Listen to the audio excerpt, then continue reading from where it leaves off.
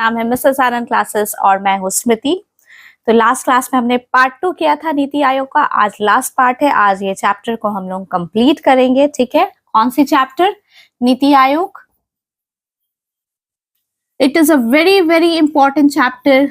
और स्टार्ट करने से पहले अगर मैं फटाफट से बोलना चाहती हूँ, अगर आप मेरे चैनल पे नए हो और अभी तक मेरे कोई भी वीडियोस को चेकआउट नहीं किए हो तो फटाफट से जाइए और मेरी वीडियोस को चेकआउट कीजिए और मिसेस आनंद क्लासेस को सब्सक्राइब कर दीजिए। मैं आपको यकीन दिलाती हूँ कि आपको बहुत ज्यादा इंफॉर्मेशन मिलेगी और सही इंफॉर्मेशन मिलेगी, ठीक है।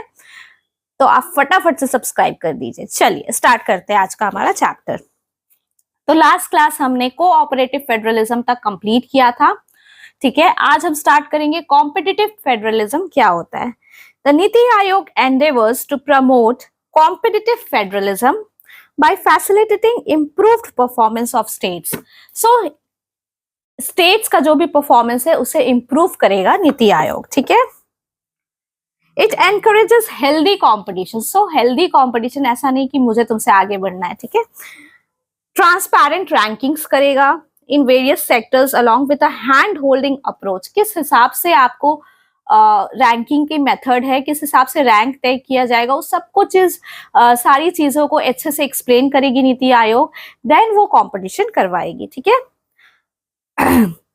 सम ऑफ द इंडेक्सेस, कुछ इंडेक्सेस जो लॉन्च हुआ है नीति आयोग का, are school education quality index, state health index, Composite Water Management Index, Sustainable Development Goals Index, India Innovation Index, and Export Competitiveness Index. The NITI Aayog also releases Delta rankings for the performance of aspirational districts every month.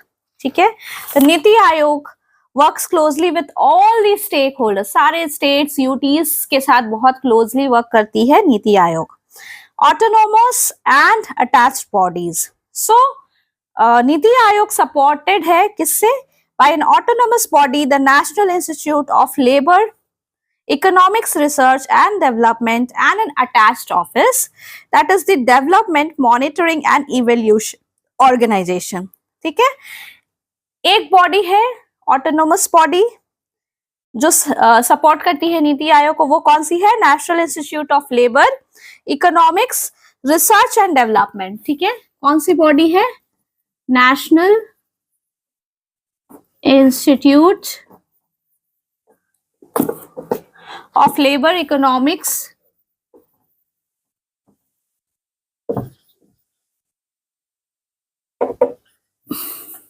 Research and Development, ठीक है। ये support करती है, ये एक autonomous body है, ठीक है। The National Institute of Labor, Economics, Research and Development was formerly known as the Institute of Applied Manpower Research. It is a central autonomous organization. ये किसके अंदर है? नीति आयोग के अंदर है, ठीक है। Its primary objectives क्या क्या है? Research, data collection, education and training in all aspects of human capital planning, human resource development and monitoring and evaluation. ये कब स्टैब्लिश हुआ था? 1962 under the societies reorganisation act of 1860। कोई भी ऑटोनोमस बॉडी एक्ट से बनती है, ठीक है। The IMR has been renamed as निलर्ड in 2014. तो इसका रीनेम कब हुआ है? 2014 में.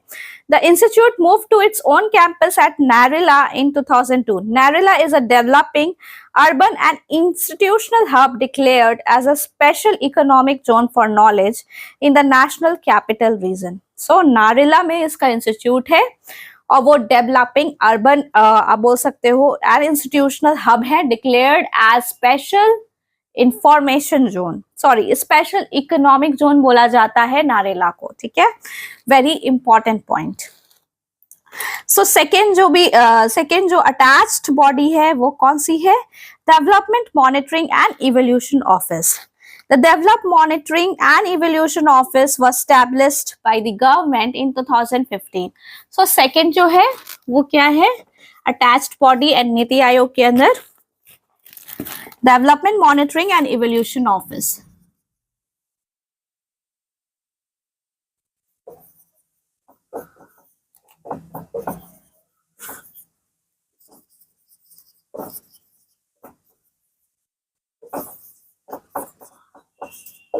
ठीक है।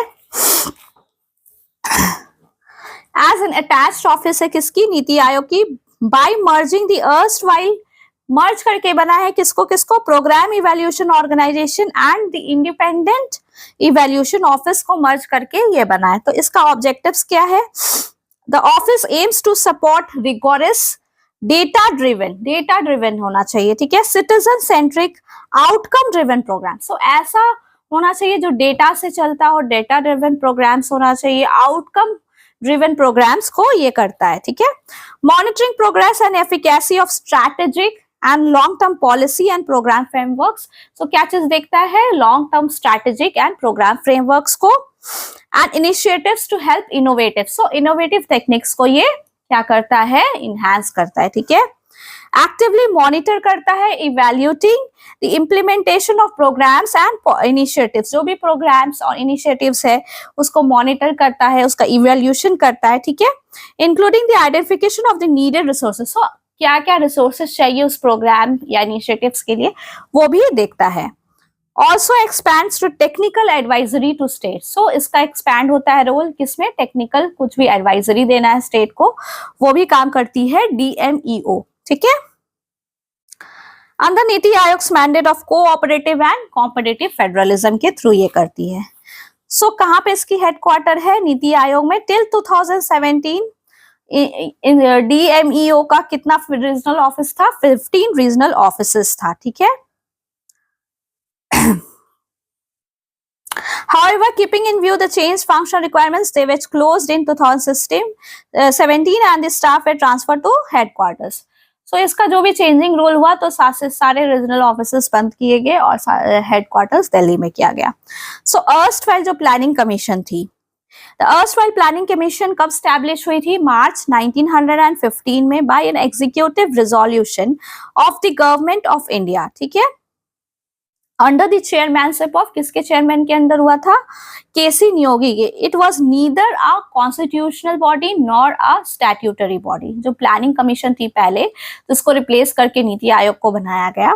तो ये जो थी वो ना ही कॉन्स्टिट्यूशनल बॉडी थी ना ही स्टैट्यूटरी बॉडी थी। फंक्शंस क्या क्या थे, असेसमेंट ऑफ मटेरियल करना रहता था, capital human resource of the country, investigate करना था possibilities of augmenting them, to formulate a plan for the most effective and balanced utilization. So जितने भी कंट्री के रिसोर्सेज है उसको कैसे रिसोर्स को यूटिलाइज करेंगे उसका प्लानिंग करती थी, प्रायोरिटीज को डिफाइन करती थी, स्टेजेस बताती थी किस हिसाब से प्लान को कैरी आउट करना है। To indicate the factors that retard economic development, factors बताती थी क्या क्या चीज है जो इकोनॉमिक डेवलपमेंट को पीछे कर रहे हैं, ठीक है। To determine the nature of the machinery required, so ये सारी फंक्शंस थी प्लानिंग कमीशन की। To make appropriate recommendation for facilitating the discharge, so recommendations देती थी कैसे डिस्चार्ज करना है ड्यूटीज को। It should be noted that was only a staff agency and advisory body. So एक जो भी प्लानिंग कमीशन थी वो एडवाइजरी बॉडी थी, ठीक है। नो एग्जीक्यूटिव रिस्पॉन्सिबिलिटी, ठीक है, इसका कोई भी एग्जीक्यूटिव रिस्पॉन्सिबिलिटी नहीं था। कॉम्पोजिशन कौन क्या थी, प्लानिंग कमीशन जो था उसका composition, so prime minister of India थे chairman of the commission. The commission had a deputy, एक चेयरमैन थे जो प्राइम मिनिस्टर थे, डेप्यूटी चेयरमैन भी थे। He she was a de facto executive head, so वो जो भी वाइस चेयरपर्सन थे वो एग्जीक्यूटिव हेड थे। Some central ministers were appointed as part time members. The commission had 4 to 7 full time expert members, 4 से 4 से 7 मेंबर्स थे जो एक्सपर्ट मेंबर्स थे फुल टाइम के लिए। The commission had a member secretary. The state governments were not represented in the commission in any way. Very important point. जो planning commission थी उसमें स्टेट गवर्नमेंट्स को नहीं इंक्लूड किया गया था, बट नीति आयोग में उनका पूरा सहयोग है, ठीक है। क्रिटिकल इवैल्यूएशन करने का काम उनका था। The critics has described it as a super cabinet. The erstwhile planning commission को क्या बोला गया था, एक सुपर कैबिनेट या फिर इकोनॉमिक कैबिनेट या फिर parallel cabinet, fifth wheel of the coach भी बोला गया है। किसको, प्लानिंग कमीशन को बोला गया था। फर्स्ट एडमिनिस्ट्रेटिव रिफॉर्म्स कमीशन ने ऑब्जर्व किया under the constitution the ministers whether in the centre और the states are in effect the ultimate executive authorities. So देखिए, स्टेट में हो या सेंटर में हो, वो एग्जीक्यूटिव्स होते हैं, ठीक है। Planning commission has in some measures earn the reputation of being a parallel cabinet. तो ये सारी चीजें बताया गया है, यहाँ पे कुछ इंपॉर्टेंट नहीं है। हम लोग देखते हैं नेशनल डेवलपमेंट काउंसिल क्या है। On the 1st of January 2016, it was reported that the Modi government is also going to abolish the National Development Council and transfer its power. ऐसा कोई अभी तक रेजोल्यूशन नहीं आया है, ठीक है। जो नेशनल डेवलपमेंट काउंसिल है वो कब स्टैब्लिश्ड हुई थी? 1952 में, by an executive resolution of the government of India, ठीक है। गवर्नमेंट ऑफ इंडिया से एक रेजोल्यूशन आया था 5 ईयर प्लान के लिए। ये भी एक ना ही ये कॉन्स्टिट्यूशनल बॉडी है, नॉर एक स्टैट्यूटरी बॉडी है। कौन सी बॉडी, किसके बारे में बात कर रहे हैं हम लोग? एनडीसी के बारे, नेशनल डेवलपमेंट काउंसिल, ठीक है। इसके बारे हम लोग अभी बात करें। ये भी ना ही कॉन्स्टिट्यूशनल बॉडी है, नॉर स्टैट्यूटरी बॉडी है। कब स्टैब्लिश हुई? 1952 में, ओके। इसका कॉम्पोजिशन क्या था? चेयरमैन थे, प्राइम मिनिस्टर थे, चेयरमैन या फिर हेड बोल सकते हो।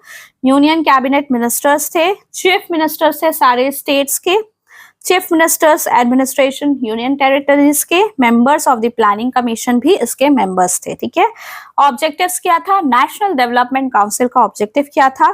कोऑपरेशन ऑफ स्टेट्स का लेना है इन द एग्जीक्यूशन। जो भी प्लानिंग कमीशन प्लान बनाती है उसमें कोऑपरेशन ऑफ द स्टेट्स लेना है। तो strengthen and mobilise the efforts and resources of the nation, ठीक है। स्ट्रेंथन करना है, रिसोर्सेज को मोबिलाइज करना है in support of the plan to promote common economic policies. So common economic policies को promote करती थी National Development Council to ensure balanced and rapid development of all the parts. So rapid development होना चाहिए और सारे parts of the country का होना चाहिए। कुछ functions थे जो assign किए गए थे। to prescribe guidelines for the preparation of the national plan. So जो 5 year plan था उसके लिए guidelines से देती थी। To consider the national plan as prepared by the, consider करना था national plan जो prepared है किससे? Planning Commission से। To make an assessment of the resources required. So assessment करना था इनको जो भी required resources है for the implementation of the plan. So जितने भी resources का resource required है plan को execute करने के लिए, implement करने के लिए, उसका assessment कौन करती थी? National Development Council, ठीक है। To consider important question of social and economic policy affecting national development, to review the working of the national plan from time to time, to recommend measures for achievements of the aim. So ये recommendations भी देती थी। इसी के साथ ये chapter खत्म होता है। अगर आप मेरे चैनल पे नए हो और अभी तक आपने कोई भी वीडियोस को चेकआउट नहीं किया तो प्लीज आप जाके देखो। मैं वीडियोस लेक्चर के बाद मैं एमसीक्यूज भी प्रैक्टिस करवाती हूँ शॉर्ट वीडियोस के थ्रू, तो आप उसे भी चेकआउट कर सकते हो। एंड मुझे पूरा यकीन है एंड आई होप कि आपको ये वीडियो लेक्चर्स बहुत अच्छे लगेंगे, इंफॉर्मेटिव लगेंगे। आपको कुछ और भी इंफॉर्मेशन चाहिए तो प्लीज कमेंट बॉक्स पे कमेंट कीजिए और अपने फ्रेंड्स के साथ भी शेयर कीजिए।